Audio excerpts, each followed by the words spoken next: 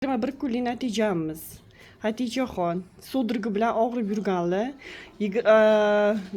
doktor yurganlar judayam ko'p. Go'zal, irvadon, даже klinika Andijonda yotganlar. Mana endi 21 kunda kelyaptilar. Veselая, улыбчивая.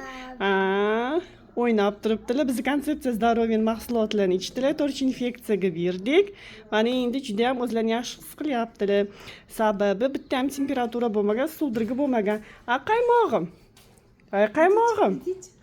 Ana shunaqa gaplar. Shuning uchun hammalaringizga tavsiya qilaman. Suvdirgi bilan 4 infeksiya bilan og'rib yurgan bolalar ashuncha. Sog' bo'linglar, salomat bo'linglar. Ayasi bir og'iz gapirib yuboringchi, qanaqa natijalar oldingiz? Ancha yaxshi. Aha. O'ynabdi mana. Mamnunmisiz? Minnatdormisiz? Ancha yaxshi oldi mana. Sudurga qaytib bo'lmadi. Aha. Yaxshi. Temperaturasi yo'qmi bolajonni? Temperaturasi yaxshi. Saqlanib qoladi. Kechasi ham kunduz ham qo'rquvlar dojalar biladi. Zonki qablarga qiladi.